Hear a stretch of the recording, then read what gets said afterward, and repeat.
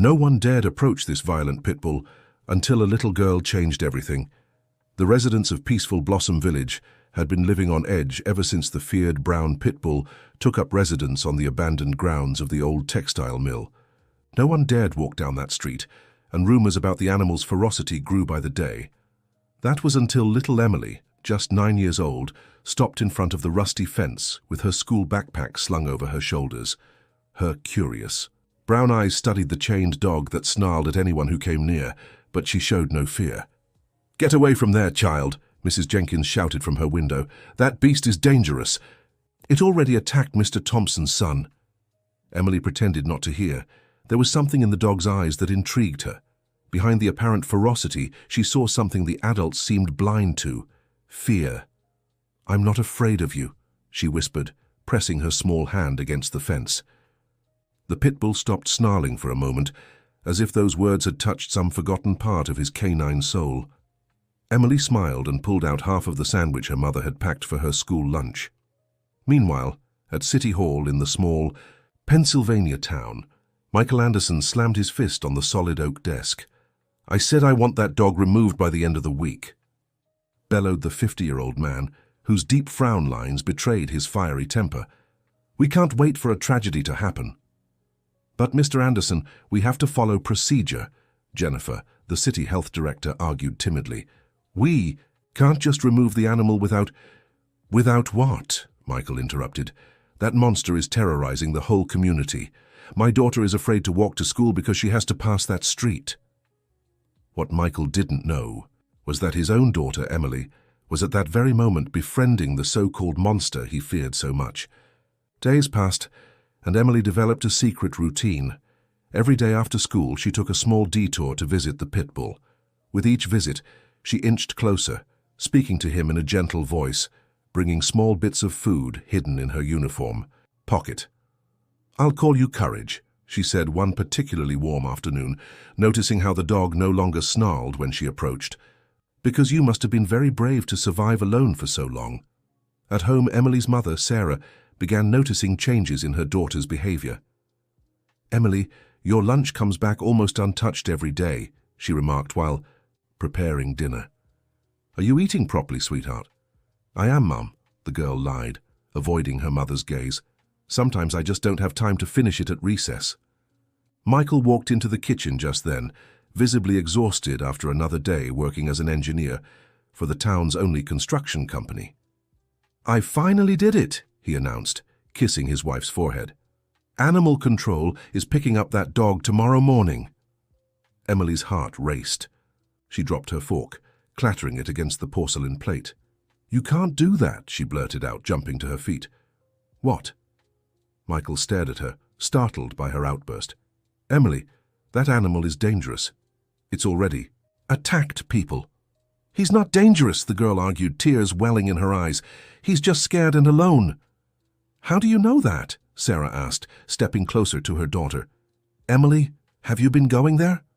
The girl's silence was answer enough. Michael felt his blood run cold. "Have you lost your mind?" he shouted, gripping her shoulders. "He could have hurt you."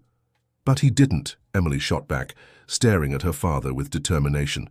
"Because I didn't throw stones at him like the others. I just showed him I wasn't afraid." That night, Emily couldn't sleep. She knew she had to do something to save Courage, but what could a 9-year-old girl do against the decision of all the adults in town? The answer came in the form of her grandmother, Grandma Betty, who lived in the back of the same house. A wise 72-year-old woman who had raised 3 children alone after losing her husband young. "Grandma, I need your help," Emily whispered, entering her grandmother's room before dawn. Dear listener, if you're enjoying the story, don't forget to like and especially subscribe to the channel. It helps us a lot as we're just starting out. Now, continuing. Grandma Betty listened carefully to her granddaughter's passionate account of the chained dog. Unlike her son-in-law, she didn't interrupt or question the girl. She just listened with that wisdom only the elderly possess. "And why do you think he didn't attack you, Emily?" the old woman asked, adjusting her glasses on her nose. "Because I showed him I wasn't afraid, Grandma, and because he's scared too." The woman smiled, recognizing in her granddaughter the same determination she'd had in her youth. You know, when I was young, I volunteered at an animal shelter, she said, standing up with some difficulty. I learned that even the most frightened animal can change with a little love and patience. A plan began to form. While Michael left for work and Sarah tended to the small craft shop she ran in town, grandmother and granddaughter set off on a secret mission. The day had just begun when they reached the abandoned lot. In the distance, they could already see the white van. From the animal control center parked nearby, 2 uniformed men were preparing a containment cage and talking to old Pete, the city groundskeeper. "We have to act fast," Grandma Betty whispered to her granddaughter. "Are you sure he trusts you?" Emily nodded, though her heart pounded, with nerves. "Then go to him while I distract the men." Grandma Betty walked confidently toward the workers, engaging them in a conversation about procedures and city regulations for abandoned animals. Meanwhile, Emily slipped quietly to the other side of the lot, approaching Courage. The brown Pitbull recognized the girl immediately. Instead of growling, he wagged his tail slightly, though he remained defensive. "Easy, Courage," she whispered, moving closer carefully. "I'm here to help." With trembling hands, Emily pulled a piece of meat from her backpack, stolen from the fridge, and offered it to the dog, who sniffed it warily before accepting. As he ate, the girl struggled with the heavy chain that tied him to a rusted post. "It's harder than I thought," she murmured to herself, fighting with the rusty padlock. Just then, one of the workers spotted her. "Hey, kid, get away from that dog now," he shouted, running toward Emily. The sudden noise startled Courage, who instinctively bared his teeth and positioned himself between Emily and the approaching man. "No, he's just protecting me," Emily tried to explain, but the worker was already pulling out a restraint pole. Then something unexpected happened. Instead of attacking, Courage backed away and cowered behind Emily, visibly trembling. The worker stopped, confused by the animal's reaction. "He's scared," Emily explained, kneeling beside the dog and gently stroking his head. "He's not violent, just frightened." "Step away, girl," the man ordered, still holding the pole. "This dog has attacked people." "When?" Grandma Betty challenged, stepping forward. "Has anyone actually seen this dog attack anyone?" The silence that followed spoke volumes. The rumors about the Pitbull's attacks had grown so much that no one questioned their truth anymore. None of those present could say for sure that the animal had actually attacked anyone. "Even so, we can't leave him here," argued the second worker. "He's a risk to the community." "What if I can prove he's not dangerous?" proposed Emily, an idea quickly forming in her young mind. "Give me one day, just one day." The workers exchanged skeptical glances, but Grandma Betty stepped in with the authority of a respected septuagenarian in the community. "I know Dr. Roberts, the city veterinarian," she said. "Let's take him for a proper behavioral evaluation before any hasty decisions." After much insistence and a few phone calls, they secured a 24-hour delay. Courage would be taken to the city veterinary clinic for assessment, not straight to the animal control center. The news spread quickly through the small town. By the end of the day, when Michael returned from work, he already knew everything. "Have you lost your minds?" he shouted, pacing back and forth in the living room. "Exposing my daughter to a dangerous animal, and you, Betty, should know better." "Oh, Dad, Courage isn't dangerous," insisted Emily, trying to make her father understand. "He protected me today." "Courage? You named him?" Michael ran his hands through his graying temples. "Emily, he's not a pet. He's a stray, possibly sick, and definitely dangerous." "Actually, that's not quite true," interrupted Sarah, who had stayed quiet until then. She handed her husband a paper. "Dr. Roberts just sent the preliminary results. The dog has a microchip." This revelation surprised everyone. It meant Courage had a registered owner. "And that's not all," Sarah continued. "He shows clear signs of abuse, old scars, malnutrition, and an injury on his paw that probably causes constant pain. According to the vet, that would explain his defensive behavior." Michael sank heavily onto the couch, taking it all in. "Even so, we can't just adopt him," he argued. "He's a big dog, potentially problematic because of his traumatic past." "I'm not asking us to adopt him," replied Emily, surprising her parents with her maturity. "I just want him to have a chance to show he's not the monster everyone thinks he is." The next morning, the whole family went to the city veterinary clinic. Dr. Roberts, a middle-aged man with prematurely white hair and kind eyes behind thick-framed glasses, greeted them with a serious expression. "We've traced the microchip," he announced, consulting a clipboard. "The dog belonged to a man named Richard Blackwell, a resident of Philadelphia." "That's good, isn't it?" asked Emily hopefully. "We can return Courage to his owner." The vet exchanged a meaningful look with Michael before answering. "It's not that simple, Emily. This man has a police record for involvement in illegal dogfighting." A heavy silence fell over the room. Michael protectively wrapped his arm around his daughter's shoulders. "Which means Courage was probably trained to fight," concluded Sarah, horrified. "Precisely," confirmed Dr. Roberts. "And that makes it even more remarkable that he didn't react aggressively to your daughter, Mr. Anderson. In fact, according to the animal control workers, the dog showed protective behavior toward the girl." Emily smiled, feeling vindicated. "I told you he wasn't bad." Dr. Roberts smiled gently. "The thing is, animals trained for fights often develop aggression toward other dogs, but not necessarily toward humans. In the case of this Pitbull, I see signs that he was mistreated by his owner, which would explain his distrust of adults, especially men." "What now?" asked Grandma Betty. "What happens to him?" "Well, the standard procedure would be for the animal to remain in city custody while the case is investigated," explained the veterinarian. "After that, if he isn't claimed by the owner, which in this case would be problematic either way, he'd be sent for adoption. However, prompted Michael Anderson, noticing the doctor's hesitation. "Our city shelter is overcrowded and, unfortunately, adult pit bulls are rarely adopted due to the stigma. The truth is, his chances wouldn't be good." Emily squeezed her father's hand tightly, and he could feel the tremble in her small body. "Is there any alternative?" asked Sarah, moved by her daughter's distress. "Well, there's the foster program," suggested Dr. Roberts.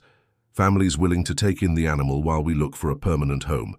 We provide veterinary support and behavioral guidance." All eyes turned to Michael.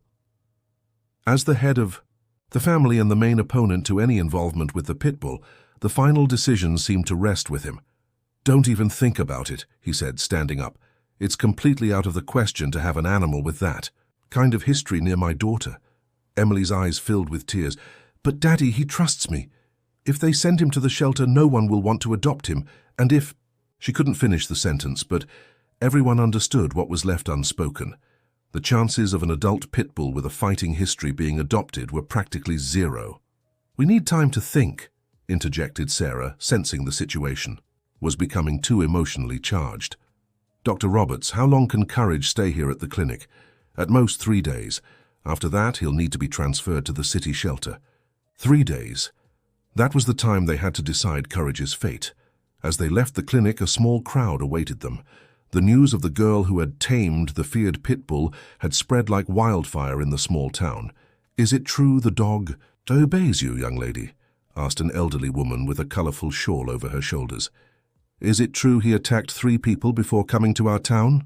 questioned a middle-aged man.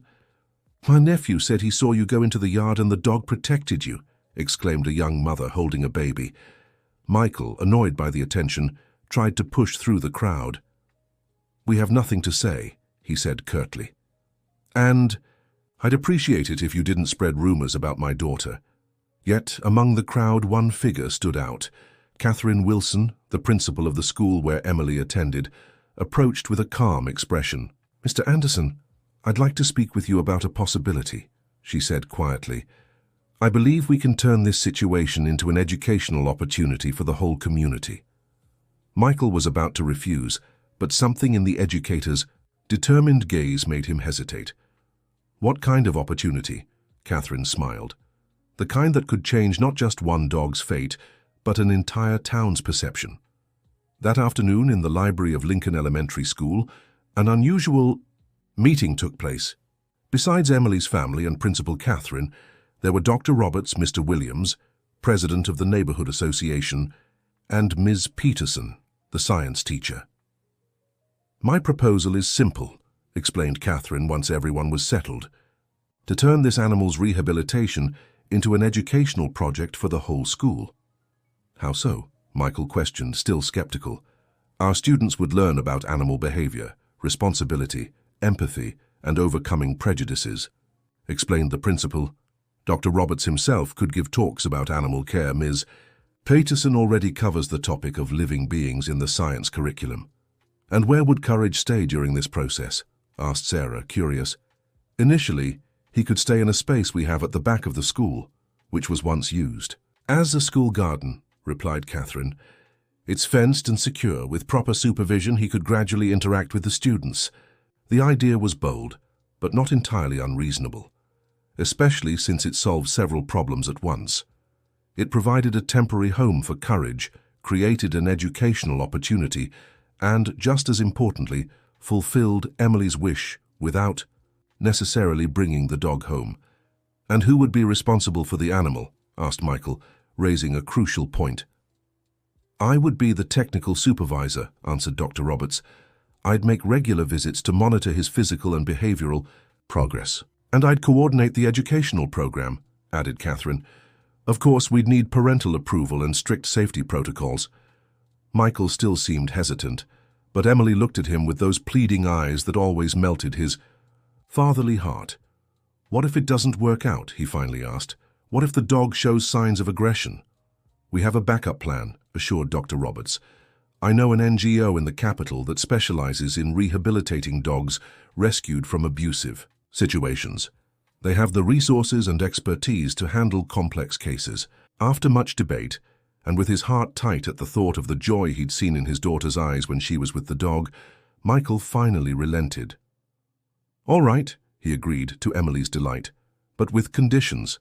I want strict safety protocols, constant supervision, and at the first sign of trouble, the project ends. Understood, Mr. Anderson. Catherine nodded with a satisfied smile. I believe we've made the right decision.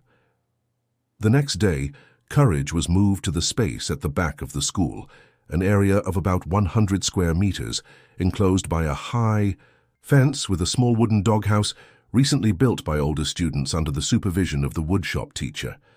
At first, only Emily, Dr. Roberts, and Catherine were allowed to interact directly with the dog. Courage remained wary of adults, especially men, but with Emily his behavior was noticeably different, calm, even affectionate. It's amazing the connection they have, remarked Dr. Roberts, watching how the Pitbull followed the girl's every move. I rarely see trust build so quickly, especially with an animal that's been through trauma. She has a gift, agreed Grandma Betty, who had come to visit the project. She's always had a special way with animals, even as a little girl. The school project began taking shape. Ms. Peterson started a series of lessons on animal behavior, pet responsibility, and the issue of abandonment. Students were divided into teams to research different aspects of animal welfare. By the end of the first week, visible changes in Courage were already noticeable. His coat was shinier, thanks to balanced meals, and the injury on his paw showed signs of healing. More importantly, his behavior was becoming less defensive. He needs an official name for the project, Catherine suggested during an evaluation meeting. Courage is what Emily calls him, but maybe we could hold a student vote. No, Emily protested immediately. He already answers to Courage. It would confuse him to change it now. The adults exchanged smiles at the girl's fervor. Then it's Courage, agreed Catherine. However, not everything was smooth sailing. In the second week of the project, when the first small groups of students began interacting with Courage under strict supervision, the inevitable happened. Complaints from some parents started pouring in. I don't want my child near that dangerous dog, argued Mr. Fisher, the father of a fourth grader, during an emergency meeting called by the Parent-Teacher Association. I heard that dog was used in fights. How can we trust it won't attack our children? Questioned one, visibly worried mother. The meeting room was packed and the atmosphere was tense. Catherine tried to stay calm as she explained the safety protocols in place, but the voices of protest seemed to dominate the room. It was Michael who surprised everyone by standing up. Ladies and gentlemen, he began with the natural authority, though someone accustomed to leading meetings. I completely understand your concerns. As a parent, those same worries made me resist this project at first. A thoughtful silence settled over the room. But what I've seen these past 2 weeks has made me rethink many things. This dog, which we all feared, shows more fear than aggression. He was a victim, not a villain.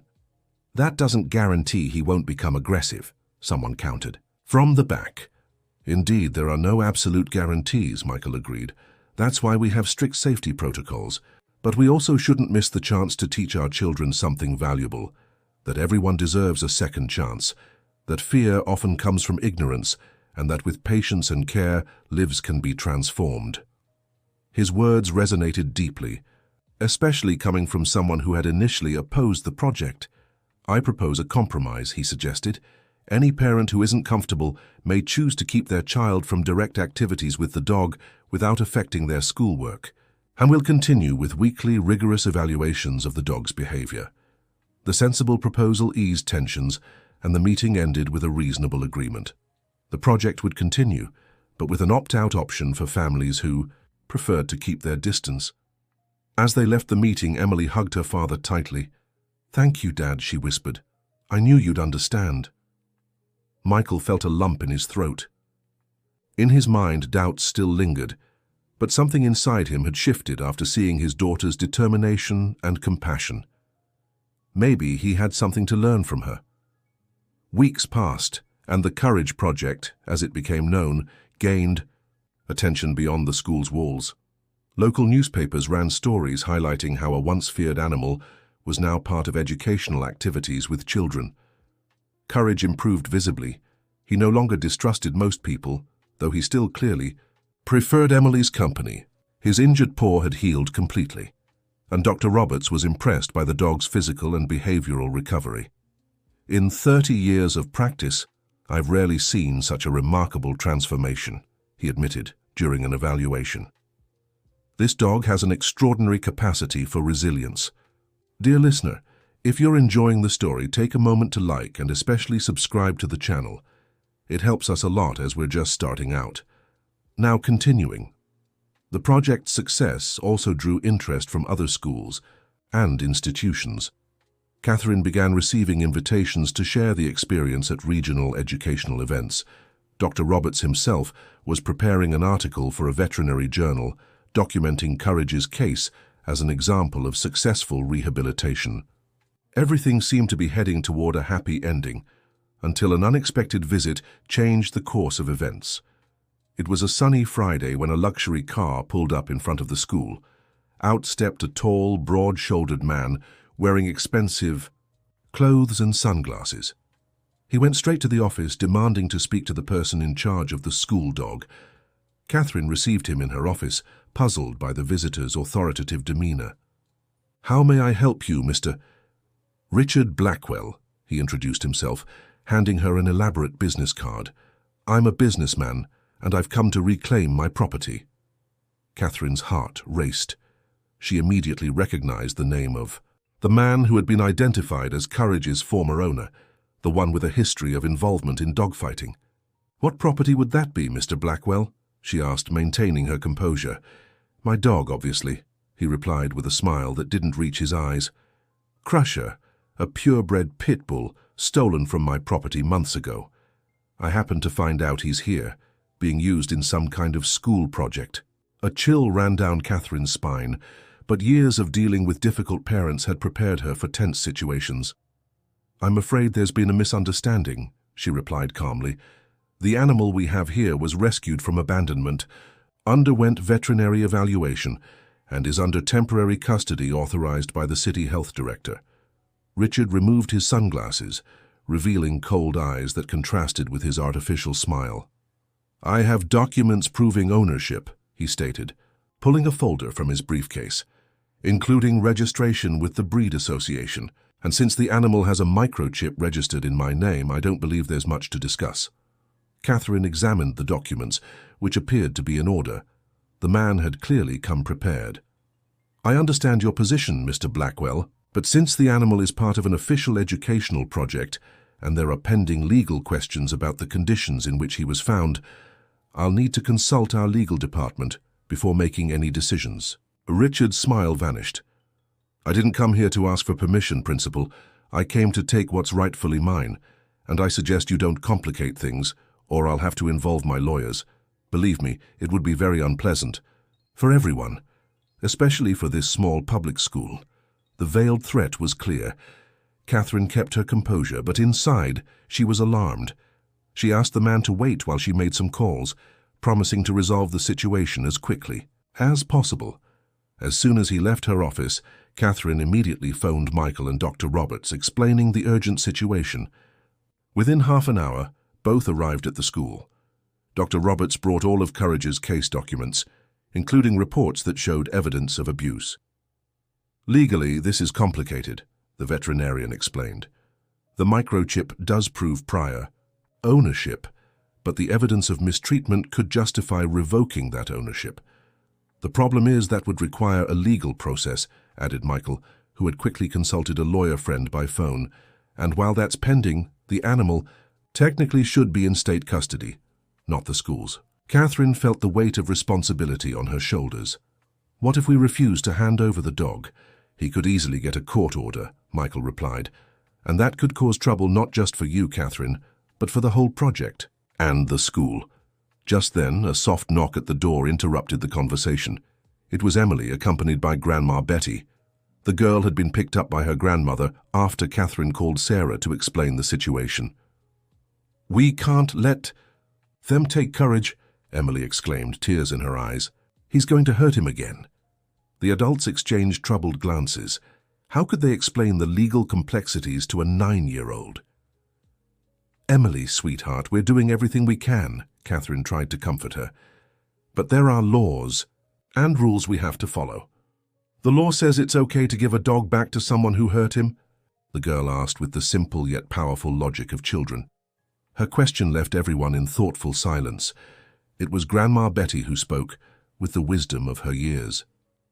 "The law sometimes needs time to do what's right," she said gently. "But in the meantime, there are other paths." "What paths, Grandma?" Emily asked, wiping her tears. The elderly woman smiled mysteriously. "I've lived long enough to know that sometimes you need to buy time, and I know a few people who can help with that." Meanwhile, Richard Blackwell waited, impatiently in the school office. He kept checking the expensive watch on his wrist, his irritation growing. When Catherine finally returned, accompanied by Michael and Dr. Roberts, he stood up with a stern expression. "Have you decided to hand over the dog, or would you rather face a lawsuit for wrongful possession?" "Mr. Blackwell," Catherine began calmly, "we understand your position.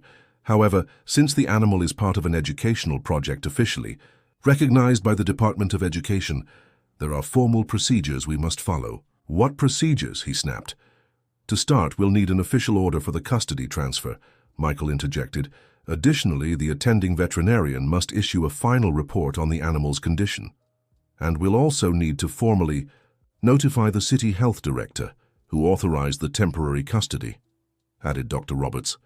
Richard let out a dry laugh. "You're trying to stall me with bureaucracy?" He shook his head. "It won't work. I'll be back tomorrow with a court order and my lawyers, and I suggest the dog be ready to hand over, or the consequences will be unpleasant." With that, he left, the unspoken threat hanging in the air. As soon as his car drove away, Catherine turned to the others. "We have until tomorrow to find a solution." "But what solution?" Michael asked, frustrated. "Legally, our hands are tied." "Legally, perhaps," Grandma Betty agreed, having stayed quiet until now. "But there are other options." Everyone looked at her, intrigued. "I have a friend who runs a sanctuary for rescued animals about 120 miles from here," she explained. "A secluded place, far from the city. If we can get Courage there tonight, he'll be safe, while we sort out the legal situation." "But wouldn't that be illegal?" Catherine hesitated, worried about the ethical and professional implications. "Technically, we'd just be transferring the animal to a more suitable location for rehabilitation," Grandma Betty said with a glint in her eye.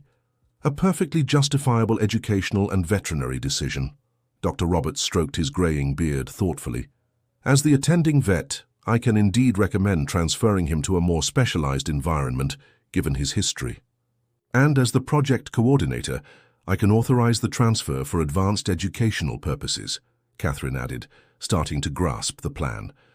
Michael looked between them, torn between concern over legal consequences and the need to protect Courage, and by extension, his daughter's happiness.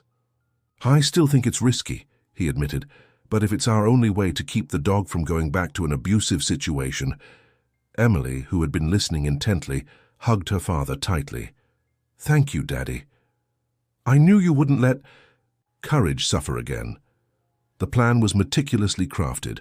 Dr. Roberts arranged all the official paperwork for the therapeutic transfer of the animal to a specialized rehabilitation center, technically true, though it omitted certain details. Catherine organized an official field trip for the next day, creating an alibi for Courage's absence at school. Michael, reluctantly, agreed to make his car available, more spacious and comfortable for the nighttime journey. As for Grandma Betty, she made a long call to her friend Martha, explaining the situation and ensuring the sanctuary would be ready to welcome the new guest. At midnight, when the town slept, the small group gathered behind the school. Courage, sensing the tension in the air, stayed unusually quiet, as if understanding the gravity of the situation. "He seems nervous," Emily observed, stroking the dog's head. "Animals are sensitive to human anxiety," Dr. Roberts explained. "He's picking up on our worry." Getting Courage into the car was surprisingly easy. The Pitbull, who months ago had terrified the entire community, now followed Emily's directions docilely, settling into the back seat as if it were routine. "Who's going with him to the sanctuary?" Catherine asked while helping organize things in the trunk. Food, medicine, the dog's familiar bed. "Me and Emily," Grandma Betty replied. "I know the way, and Courage stays calmer with her around." Michael immediately protested. "Emily, no way, it's a long trip in the middle of the night, and there's no one Courage feels safer with," the grandmother interrupted firmly. "Besides, Martha has grandkids her age. It'll be good for Emily to meet other children who share her love for animals." The family matriarch's determination, combined with Emily's pleading eyes, eventually wore down Michael's resistance. "All right," he finally agreed, "but I'm driving. I won't let you two go alone on this journey." And so, under the cloak of a starry night, the unlikely group set off on their secret mission. Michael at the wheel, Grandma Betty in the passenger seat as navigator, and in the back Emily hugging Courage, who for the first time in a long while seemed completely relaxed, his head resting on the girl's lap. "Everything will be okay, Courage," she whispered, stroking his ears. "You'll like your new temporary home, and one day, when all this is over, we'll be together again." The road stretched before them, and with every mile they left the town behind, a new chapter unfolded in the extraordinary story of the girl and the Pitbull no one dared approach. The nighttime drive through the Pennsylvania countryside had something magical about it. The starry sky, free from the light pollution of big cities, offered a rare spectacle to behold. Emily, despite her anxiety over the situation, couldn't help but admire the beauty of the heavens through the car window. "Grandma, I've never seen so many stars," she remarked at one point when they stopped at a gas station for a short break. "In the countryside, the sky shows itself fully, my dear," Grandma Betty replied with a nostalgic smile. "When I was young, before moving to the city, I knew every constellation." Courage also seemed to appreciate the stop. After being carefully led to a small grassy area beside the station, the Pitbull sniffed the crisp dawn air with obvious interest, as if discovering a whole new world of scents. "He looks happy," Michael observed, beginning to develop a calmer relationship with the animal. "It's the first time he's left that abandoned lot or the school since we found him," Emily explained. "He must have so many new things to feel and discover." After about 4 hours on the road, including a few strategic stops for everyone's comfort, they finally reached their destination. A discreet sign announced, "Hope Haven Sanctuary, Shelter for Rescued Animals." The place stood at the end of a dirt road, surrounded by dense vegetation that naturally shielded it from prying eyes. Despite the late hour, it was a little past 4 in the morning. Lights were on, indicating someone was waiting for their arrival. A sturdy woman with graying hair tied in a messy bun came to greet them as soon as the car parked. It was Martha, Grandma Betty's longtime friend. "You're finally here," she exclaimed, warmly embracing her old friend. "I was starting to worry," It's about the delay. The traffic leaving the city was heavier than we expected, Grandma Betty explained. Martha, this is Michael, my son-in-law, and Emily, my granddaughter. And, of course, this is Courage. Martha carefully approached the Pitbull, who was watching everything attentively, still staying close to Emily. Hello, boy, she said softly, offering the back of her hand for the dog to sniff. Welcome to your temporary refuge. To Michael's surprise, Courage showed no hesitation. After briefly sniffing the offered hand, he gave a slight wag of his tail, a gesture of acceptance that had once seemed reserved only for Emily. He trusts. Are you? The girl observed, impressed. Martha smiled. Animals know how to recognize those who respect them, she simply explained. Come on inside. You must be exhausted, and I've prepared coffee and fresh cornbread for you. The sanctuary was larger than it appeared at first glance. Beyond the main house, where Martha lived, there were several enclosures spread across the property, each adapted for different types of animals. All were built with care and attention to detail, prioritizing the well-being and specific needs of each species. This will be Courage's space, Martha showed them, leading them to a fenced area with a comfortable wooden doghouse, trees providing natural shade, and even a small shallow pool. This is where the bigger dogs usually stay, but it's empty right now, so he'll have privacy to adjust. It's perfect, Emily approved, amazed by the facilities. Look, Courage, you'll have your own pool. The Pitbull explored his new surroundings with growing curiosity, seeming to approve of each discovery. As they drank coffee in the cozy kitchen of the main house, Martha explained more about how the sanctuary operated. I started this work almost 20 years ago, after retiring as a teacher, she shared. What was supposed to be just a hobby, taking care of a few abandoned animals, turned into this sanctuary. Today, we shelter everything from dogs and cats to wildlife rescued from trafficking. How do you manage to keep this all running? Michael asked, impressed by the setup. With a lot of love and a little help, Martha smiled. We receive donations, have a few regular sponsors, and 3 times a week we open for school visits, which brings in a small income. Plus, my 2 children who live in the city help financially, and of course, I have dedicated volunteers. As if to illustrate her words, a girl of about 15 walked into the kitchen, rubbing her sleepy eyes. Grandma, I heard voices. She paused when she saw the visitors. Oh, I'm sorry, I didn't know we had company. This is my granddaughter, Haley, Martha introduced with evident pride. She's spending her vacation with me. Haley, this is Betty, my old friend, her son-in-law Michael, and her granddaughter, Emily, and we just welcomed a new guest, Courage. Haley's eyes lit up at the mention of the new animal. The Pitbull you mentioned. Can I see him? Martha exchanged a glance with Emily, who nodded. Of course, dear. But remember what we discussed about respecting the space of animals in transition. As the 2 girls went out to get to know Courage better, the adults could speak more openly about the situation. How long do you think you'll need to keep him here? Asked Martha. Hard to say, replied Michael, running a hand through his hair, a gesture that betrayed his worry.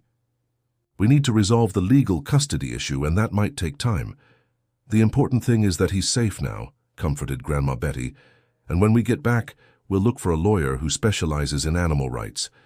There must be some legal recourse to prevent Courage from returning to an abusive environment. Martha nodded gravely. Unfortunately, I've seen similar cases before. The law still treats animals more like property than sentient beings with their own rights. But things are changing, slowly. On the day they returned to town, leaving Courage in Martha's care, they found exactly what they'd expected. Richard Blackwell was waiting furiously at the school entrance, flanked by 2 men in suits carrying document folders. Where's my dog? He demanded the moment Catherine appeared. I have a court order for the immediate return of the animal.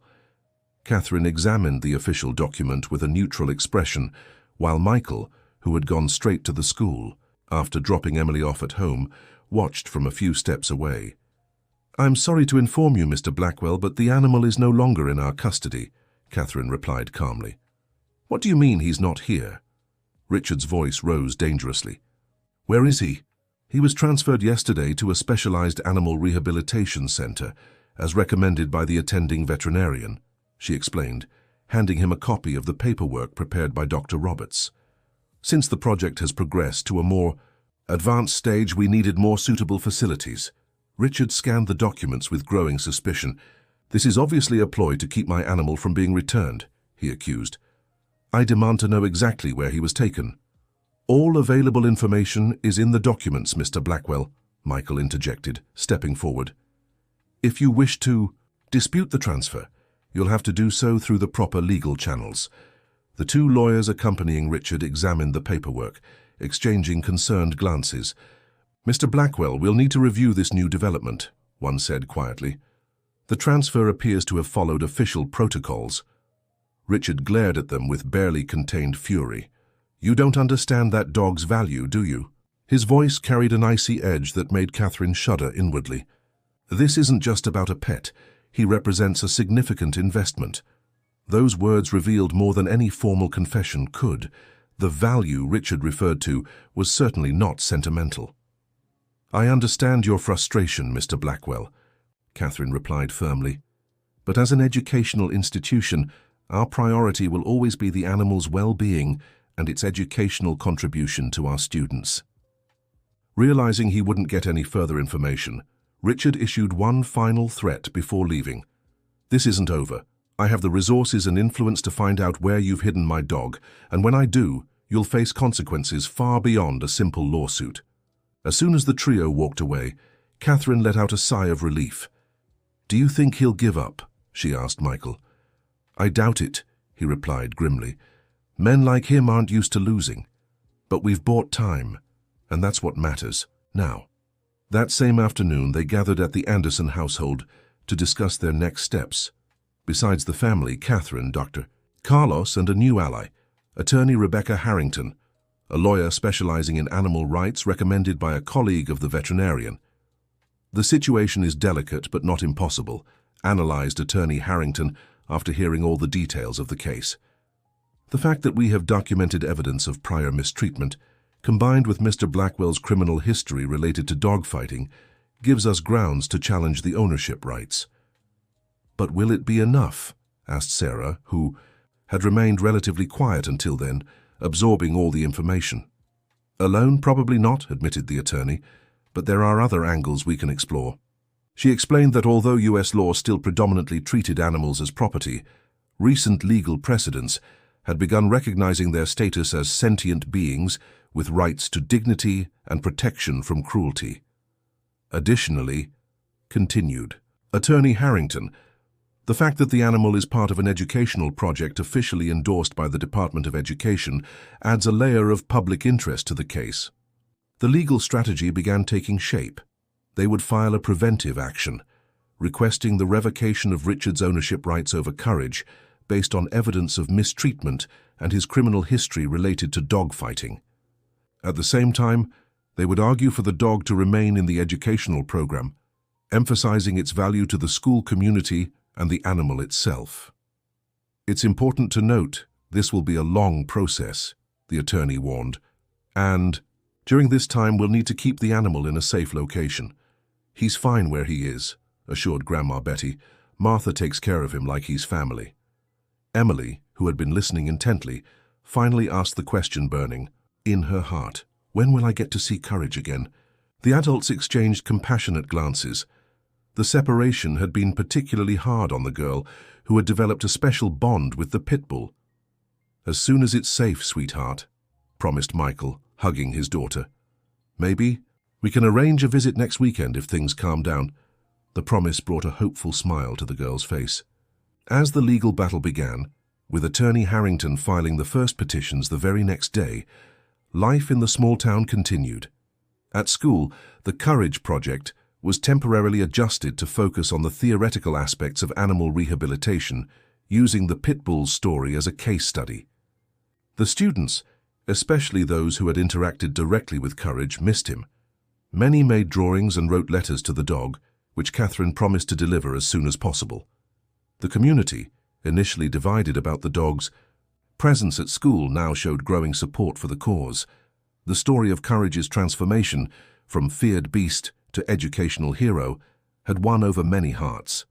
However, not all the news was good.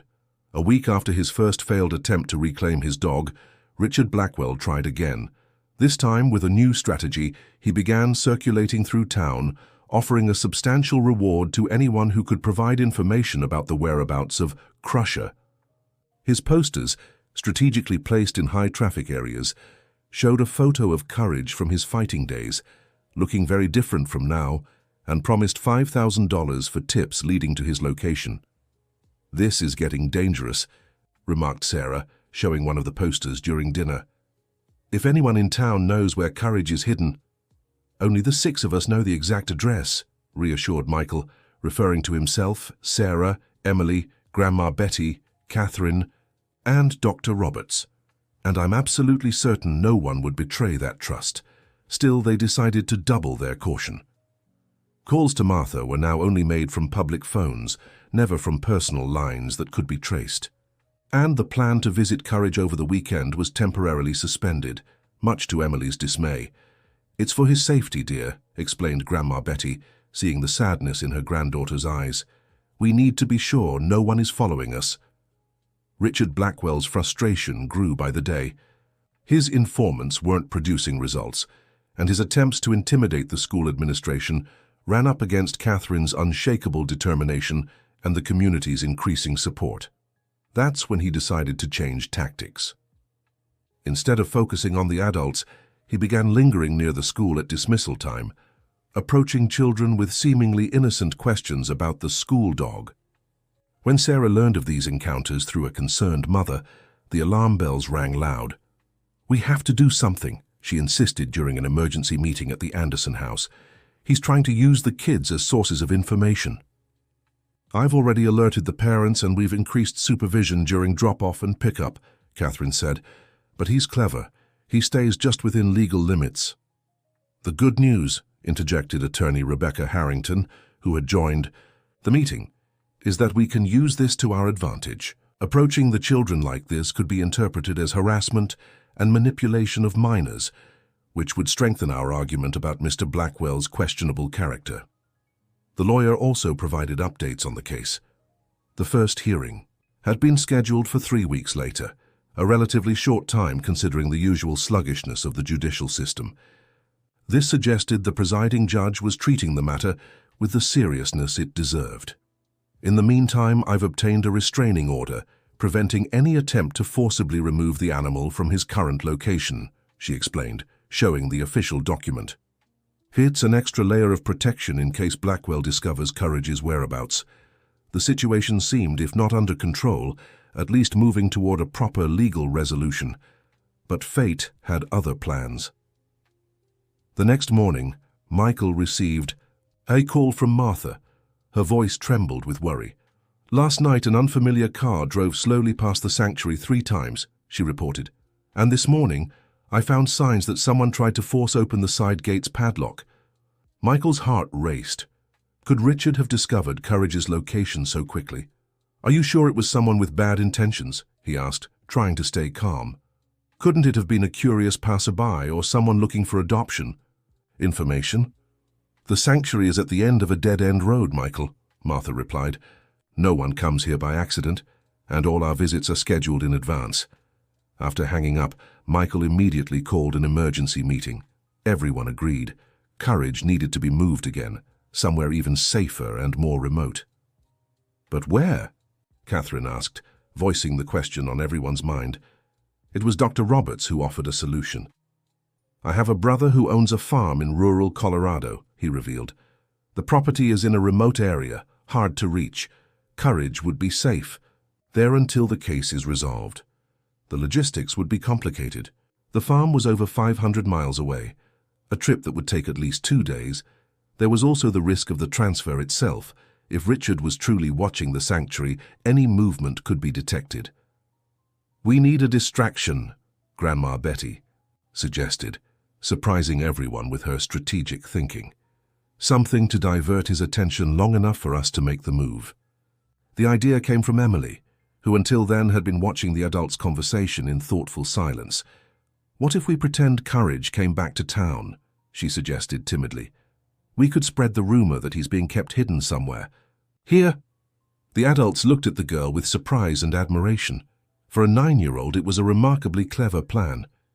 That could work, agreed attorney Rebecca Harrington thoughtfully. If Richard believes the dog is back in town, he'll focus his search here, not at the sanctuary. The plan was refined over the next few hours. They would discreetly spread the rumor that Courage had been brought back to be presented at a special Parent-Teacher Association meeting. While Richard and his men concentrated their attention on the school and surrounding areas, Dr. Roberts would head to the sanctuary with his brother, who was coming specifically to help transport the animal safely. "I want to go too," Emily insisted when she learned she wouldn't be part of the rescue team. "Courage trusts me more than anyone else." "It's too risky, sweetheart," Michael Anderson said firmly. "If something goes wrong, I don't want you in the middle of it." The girl's eyes filled with tears. "But what if he doesn't want to? Go with you? What if he gets scared and aggressive?" It was a valid concern. Though Courage had made remarkable progress in his socialization, he still occasionally showed wariness around strangers, especially in stressful situations. "I have an idea," suggested Sarah, who had been watching the conflict between father and daughter with a thoughtful expression. "What if Emily records a video for Courage, something that could be shown to him before the transfer to calm him down?" The suggestion was met with general approval. That same night, Emily recorded a heartfelt message for her canine friend, speaking with the tenderness and simplicity that characterized their special bond. "Hi, Courage," she said in the video, smiling despite her held-back tears. "I know everything is really confusing right now, but I want you to know we're doing this to protect you. We'll be together again soon, I promise. For now, I need you to be brave and trust the people taking you to a safe place. They're my friends and yours too. Remember how brave you were when we first met. I need you to be that brave just one more time. I love you, buddy." The video would be shown to Courage through Dr. Roberts' tablet minutes before the transfer, in hopes that seeing and hearing Emily would calm him enough to cooperate with the plan. Meanwhile, the carefully planted rumor began circulating through town. Catherine Wilson arranged an emergency Parent-Teacher Association meeting, supposedly to discuss important developments in the Courage project. The date was strategically set to coincide with the day the Pitbull would be transferred to the farm in Colorado. As expected, it didn't take long for Richard Blackwell to catch wind of the meeting. His sources in town, small business owners, and residents tempted by the reward he offered, quickly brought him word that the dog would be present at the event. On the morning of the operation, everything was meticulously planned. Dr. Roberts and his brother Daniel discreetly set out in the latter's pickup truck, publicly claiming they were visiting a dairy farm in a neighboring town, a plausible cover story, given the veterinarian's profession. Meanwhile, at the school, Catherine personally oversaw preparations for the evening meeting. Posters were put up, extra chairs brought into the auditorium, and even a section was roped off at the back of the room, supposedly to accommodate Courage during the event. "Do you think he'll buy it?" Sarah asked Michael as they helped with the preparations. "It seems almost too obvious." "That's exactly why it might work," he replied, checking his phone for the umpteenth time, anxious for news from Dr. Roberts. "Richard is so obsessed with getting the dog back that he'll see exactly what he wants to see." The afternoon wore on, and the tension grew. Dr. Roberts had sent a message confirming his arrival at the sanctuary, but since then he'd gone silent, just as planned, to minimize the risk of digital tracking. Dear listener, if you're enjoying the story, don't forget to like and especially subscribe to the channel. It helps us a lot as we're just starting out. Now, back to the story.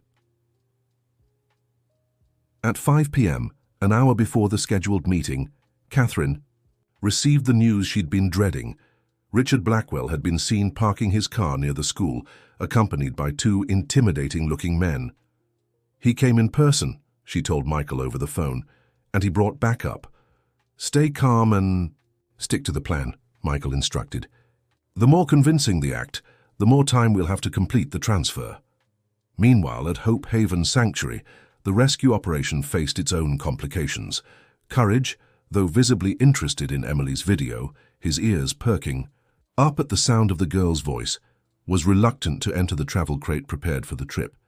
"He senses something's wrong," observed Martha, watching the operation with concern, Animals have an incredible sensitivity to change.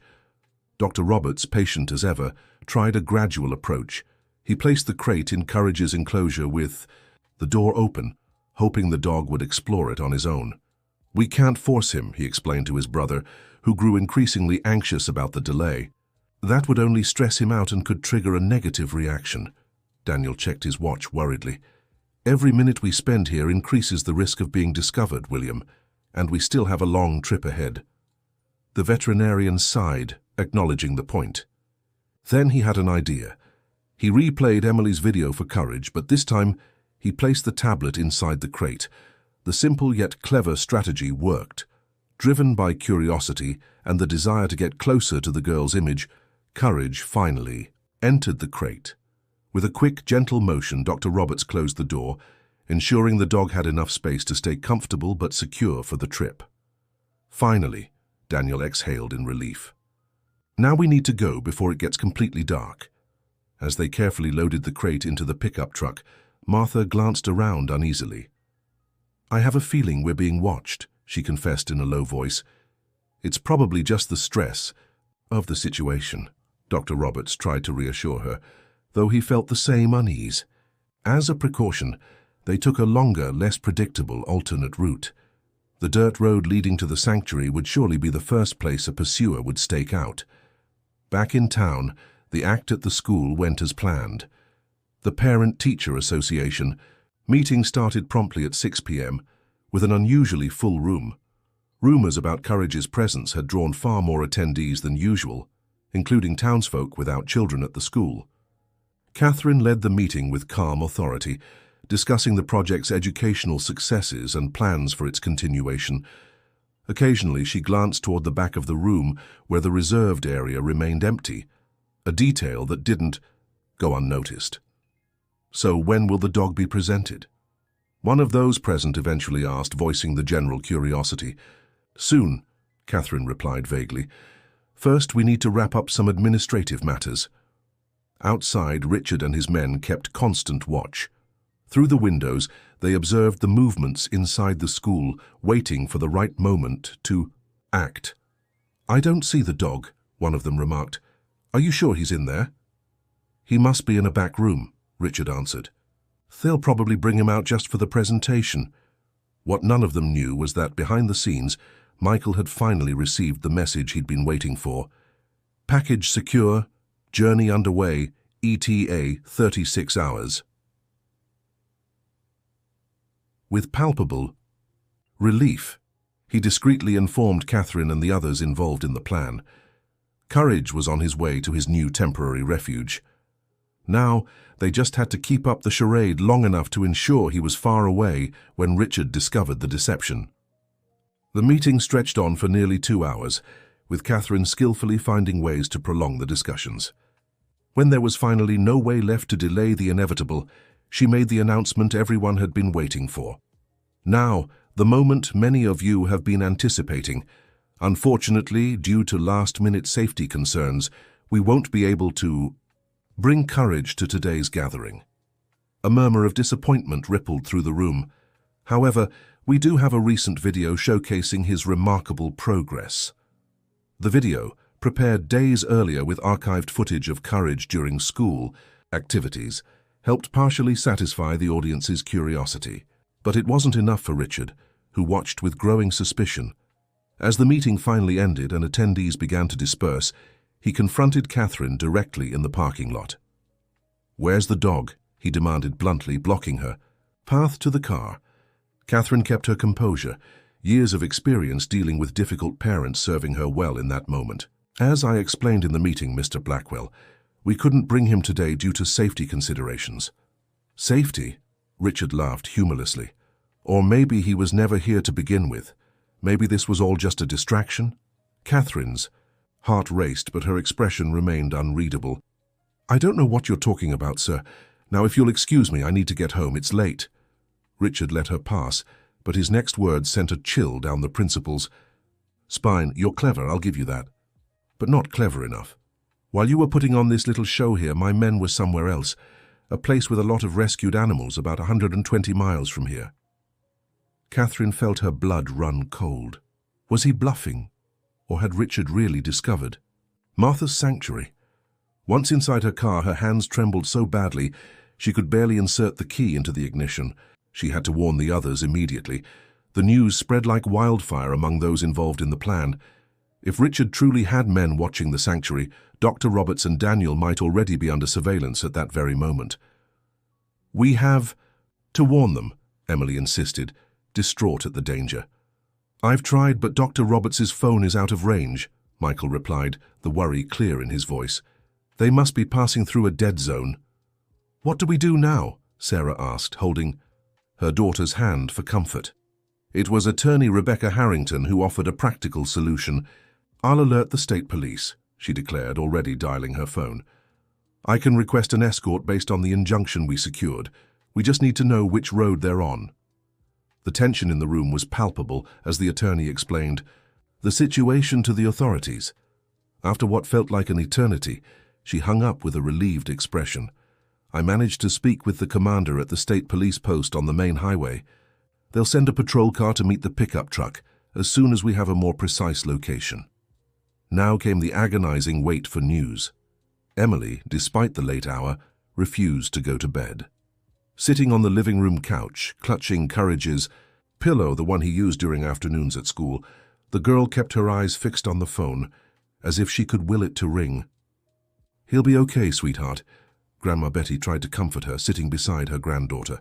"Dr. Roberts is very careful, and Courage is a smart dog." "But what if the bad men catch up to them?" Emily's voice trembled. "They could. Hurt Courage again, or worse." The elderly woman hugged her granddaughter tightly, wishing she could shield her from all fears and dangers.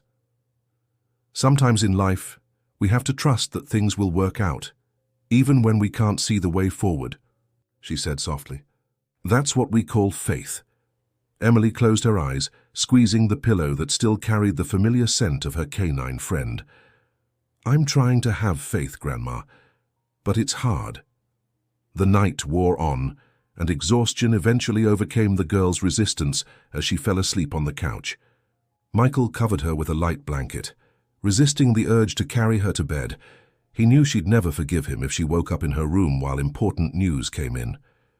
It was nearly 4 in the morning when the phone finally rang. Michael answered before the second ring, moving quickly to avoid waking Emily. "Michael?" he asked quietly, stepping into the hallway. "It's me," confirmed the veterinarian, his voice crackling over the poor connection. "We're okay, and so is Courage." Michael let out an audible sigh of relief. "Thank God. We've been so worried. Richard mentioned he had men watching the sanctuary." "And he did," Dr. Roberts confirmed, his voice now graver. "We noticed a car following us right after we left. Luckily, Daniel knows these roads like the back of his hand. We managed to lose them by taking a detour through back roads." "And Courage?" "Surprisingly calm given the circumstances. We stopped about an hour ago and he even ate and drank. I think Emily's video really helped." The good news eased some of the tension that had filled the house. When Michael finally returned to the living room to update the others, he found Emily awake, her wide eyes locked on him. "Is Courage okay?" was her first question. Michael smiled and nodded. "Yes, sweetheart. Dr. Roberts just called. They managed to shake off the men following them, and now they're safely on their way to the farm." The relief on the girl's face was like the sun breaking through after a long stormy night. The following days brought new challenges. Richard Blackwell, furious that his men had failed to intercept Courage's transport, escalated his intimidation tactics. He began circling the school and the Andersons' home constantly, always accompanied by menacing-looking men. "He's trying to pressure us into revealing the dog's whereabouts," attorney Rebecca Harrington analyzed during an emergency meeting. "It's a classic intimidation tactic." "We can't let him threaten our families like this," Sarah protested, especially worried about Emily's safety. "I agree," the attorney nodded. "That's why I've requested protective measures. The judge has already granted them. Richard is now officially barred from approaching anyone involved in the case, especially Emily." The court order offered some legal protection, but everyone knew that in practice, its effectiveness depended on Richard's willingness to comply, something that seemed unlikely given his behavior so far. For safety, Emily was now picked up and dropped off at school directly by Michael or Sarah, never making the short walk alone again. Catherine implemented additional security measures at the school, including mandatory identification for all visitors and increased supervision during breaks. Meanwhile, the hearing date drew closer. Attorney Rebecca Harrington worked tirelessly, gathering evidence, preparing witnesses, and building a strong case against Richard and in favor of Courage remaining in the educational program.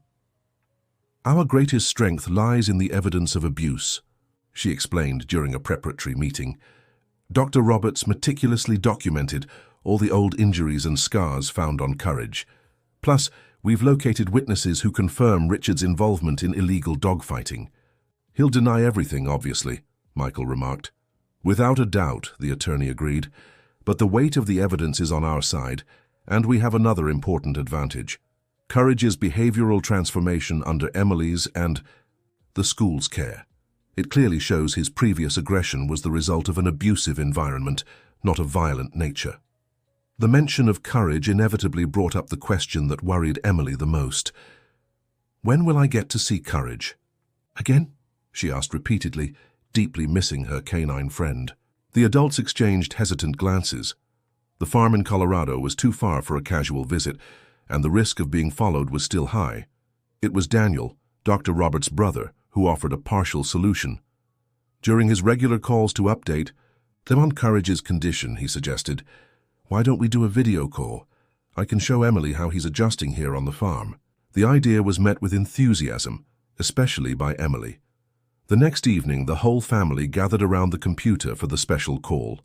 The screen lit up, revealing Daniel's smiling face with the rustic farm scenery behind him. "Good evening, everyone," he greeted. "I've got someone here who's been dying to see you, especially a certain little girl." The camera turned, and there he was. Courage, looking healthier than ever. His coat gleamed in the Colorado sunset, and there was a liveliness in his eyes that radiated well-being. "Courage!" Emily exclaimed, instinctively leaning toward the screen.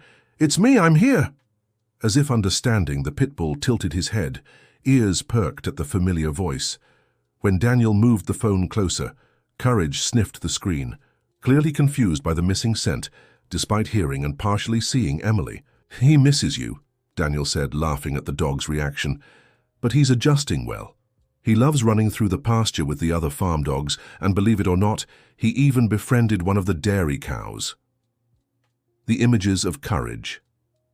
Running freely through the green fields, playing with other animals, and resting peacefully under the shade of a mango tree brought Emily both joy and a pang of sadness. Joy at seeing him happy and safe, sadness at not being able to be by his side. "He looks happy," she said, trying to hide the melancholy in her voice. "He is," Daniel confirmed, "but I'm sure he'd be even happier with you around. Maybe once." All this is settled. Though brief, the call renewed everyone's sense of purpose. Seeing Courage healthy and safe strengthened their determination to ensure he never returned to Richard's hands. Finally, the day of the hearing arrived. The small county courtroom was unusually crowded.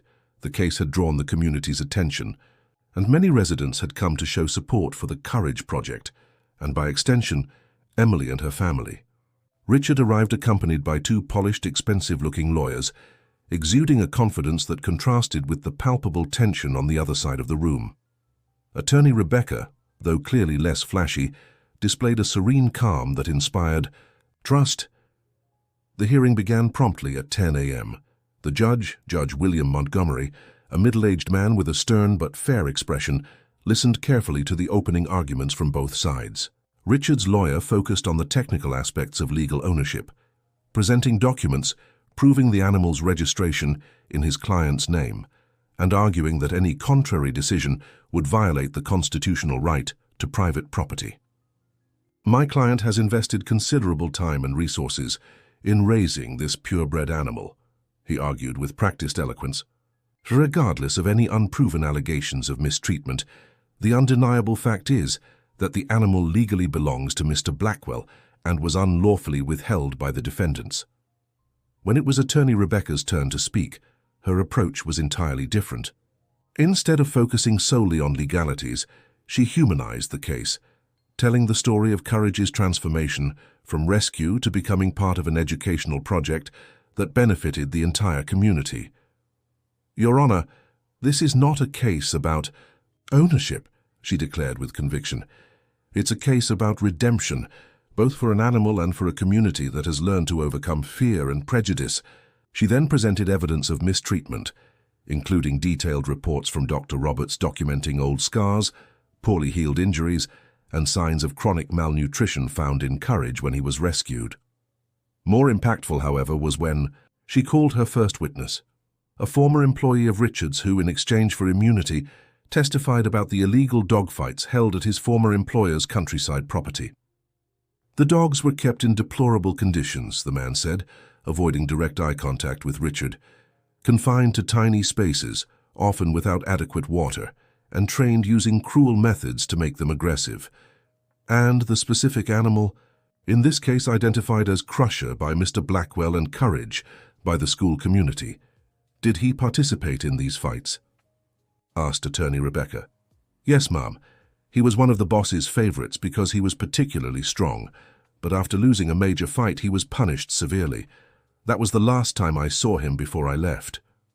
The testimony visibly unsettled Richard, who whispered furiously with his lawyers. One of them stood to object. "Your Honor, this testimony is clearly biased. A former employee, possibly fired for cause, has obvious motives to harm my client." The judge heard the objection, but allowed the testimony to continue, noting that it was the court's role to assess witness credibility in light of all evidence presented. The next witness was Catherine, who described in detail the positive impact of the Courage Project on the school community. What began as an initiative to rehabilitate a single animal has turned into a living lesson about compassion, responsibility, and overcoming prejudice, she explained with educational passion. "Our students have not only learned about animal behavior and proper care, but also about how appearances can deceive and how fear often stems from ignorance." When asked about Courage's current behavior, Catherine was emphatic. Although he initially displayed defensive behaviors, clearly the result of past trauma, Courage never showed unprovoked aggression during the entire time under our care. On the contrary, he demonstrated a remarkable ability to trust again, especially with Emily. The mention of Emily's name naturally led to the next witness. A murmur of emotion rippled through the room as the 9-year-old girl was called to the stand. The judge, noticing the child's nervousness, softened his expression and spoke gently. "No need to be nervous, Emily. We just want to hear your story about the dog in your own words." Encouraged, Emily recounted how she found Courage, chained, up and frightened, how she realized that behind his growls was a scared animal, and how she gradually built a relationship of mutual trust. "He's not bad," she concluded with the straightforward simplicity of a child. "He was just really scared and hurting. When I stopped being afraid of him, he stopped being afraid of me." Her small hand trembled as she held the offered glass of water, but her voice remained steady, filled with a conviction that touched everyone present except apparently Richard, who maintained an impassive expression. During cross-examination, Richard's lawyer tried to discredit Emily's testimony, suggesting that a child couldn't properly assess the temperament of a potentially dangerous animal.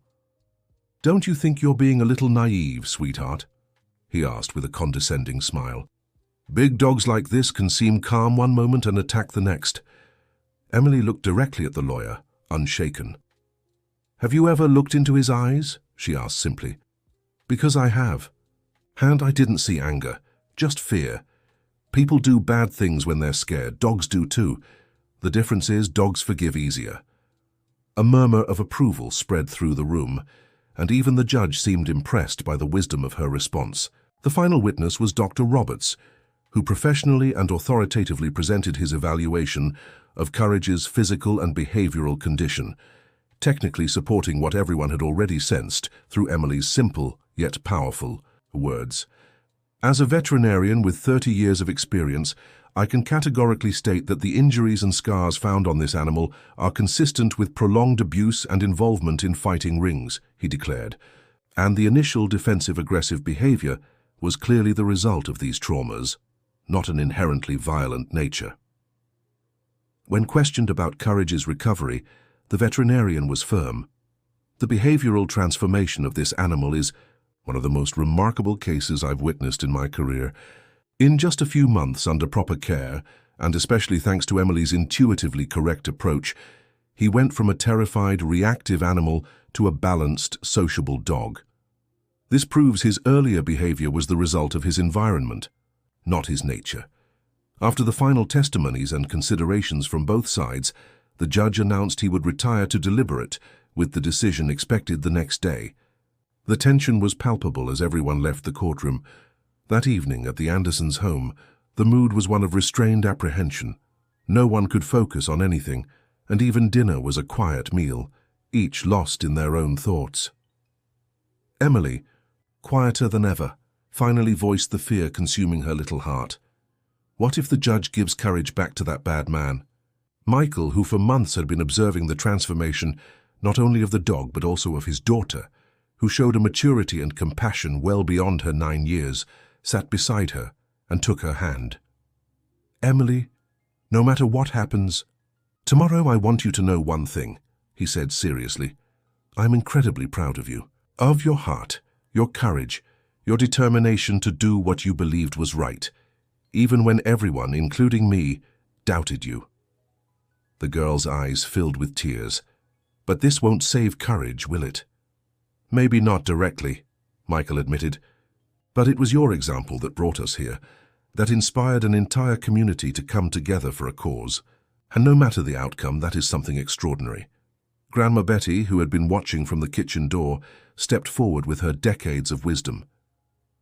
You know, when I was young, my grandmother used to tell me that good people never truly lose, she remarked, sitting on the other side of Emily, because even when it seems they've lost, they've planted seeds of kindness that will keep growing long after the battle is over. Those words brought some comfort during the long night of waiting that followed. The next morning, the courtroom was even more crowded. It seemed the whole small town had come to witness the conclusion of the case that had captured the community's imagination and hearts. When the judge entered, absolute silence fell over the room. Judge William Montgomery adjusted his glasses and studied the documents before him for a long moment before beginning. This is a case that at first glance seemed simple, a matter of ownership. However, upon examining the evidence presented, we find ourselves dealing with something far more complex and profound. He paused, looking directly at Richard, and then at Emily. Our laws traditionally treat animals as property. That is true. But recent legal rulings have increasingly recognized the special status of animals as sentient beings, capable of suffering and deserving protection from cruelty. Emily's heart pounded so hard she was sure everyone could hear it.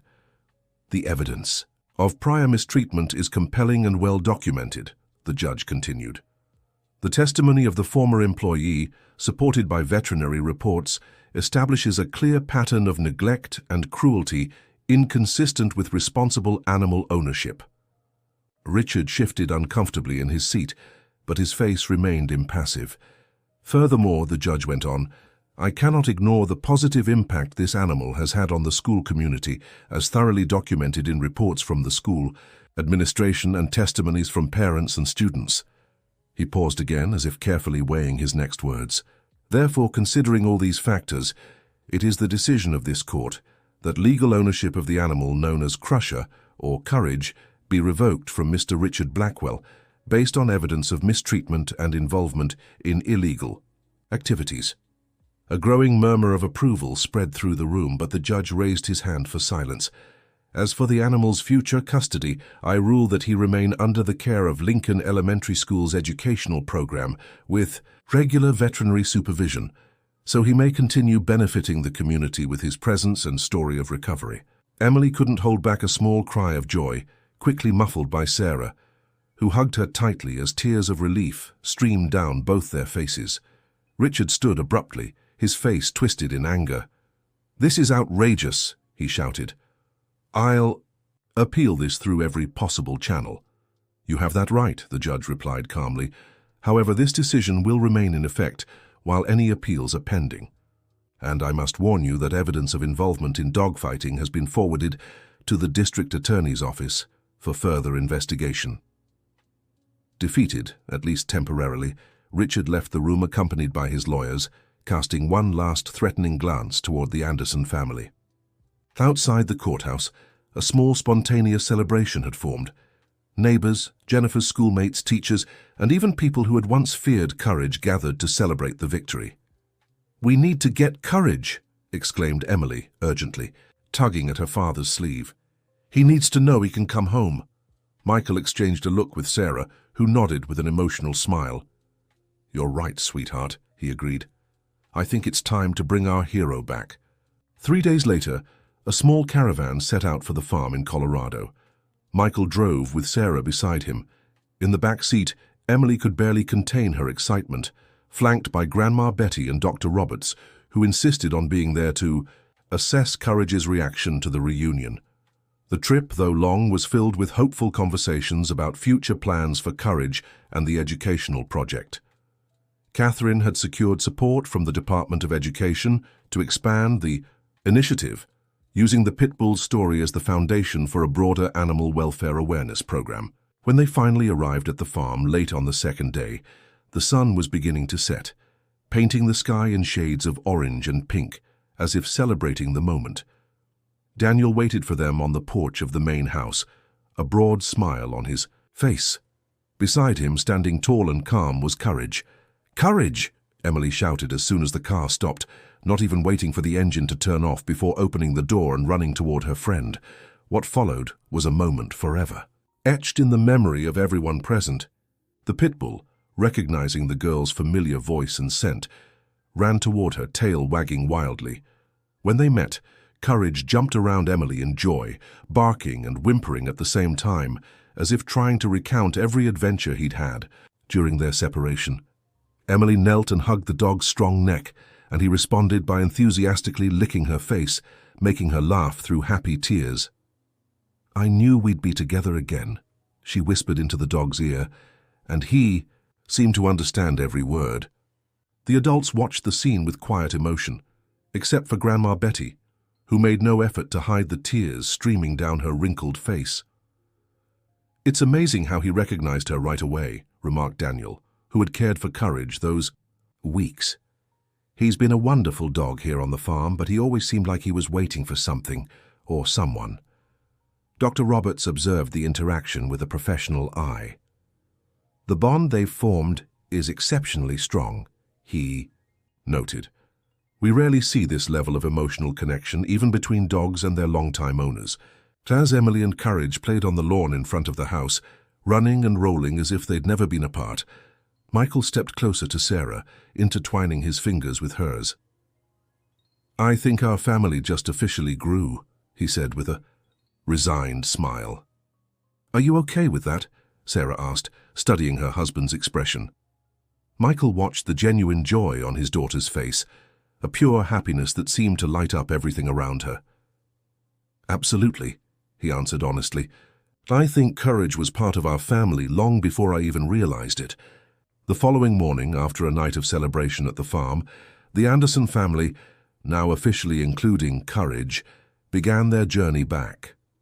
The Pitbull proved to be a model passenger, lying comfortably with his head on Emily's lap for most of the trip, occasionally sitting up to gaze out the window as if he enjoyed the journey as much as the destination. When they finally reached the outskirts of the small town, they were met with a heartwarming surprise. A banner stretched across the main street read, "Welcome back, Courage," and lining the sidewalks, dozens of residents waited, many holding small handmade flags with the Pitbull's name. "Look at this," Emily exclaimed, amazed. "They threw a party for you, Courage." It was Catherine who had organized the welcome, rallying students, parents, and teachers to celebrate the return of the canine hero who had transformed the community. As the car slowly made its way down the main street, people clapped and waved. Courage, as if understanding the celebration was for him, sat alert in the back seat, curiously watching the crowd. There was no fear in his eyes anymore, only a quiet confidence that seemed to say, "I'm finally home." 3 months passed. The Courage Project, now officially named, had expanded beyond the school's walls. With support from City Hall and community donations, a small rehabilitation center for rescued animals was established on land adjacent to the school, with Courage as its first ambassador.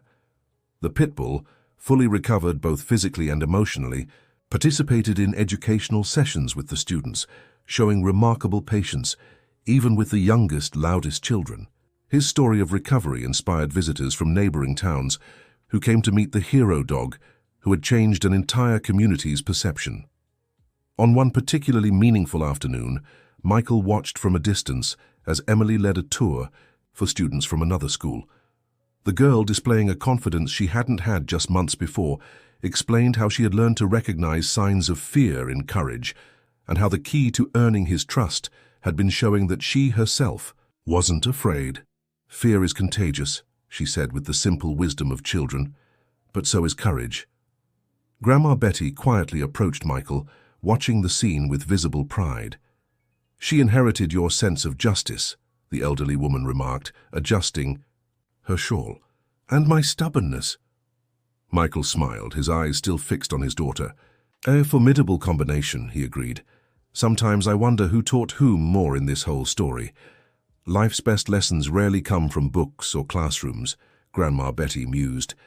"They come from moments when we must choose between fear and courage, between indifference and compassion." At that moment, as if sensing he was being watched, Courage turned his head toward them. His eyes, once filled with distrust and terror, now held an almost solemn serenity. He was no longer the violent Pitbull who had terrified the community, nor was he just a success story of rehabilitation.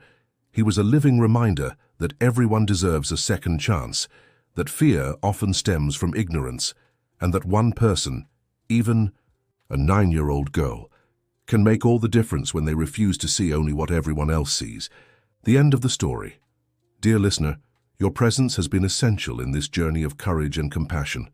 If Emily and Courage's story touched your heart, leave a like, share what moved you most, and subscribe to the channel for more life-changing tales. Just as Courage was transformed by love,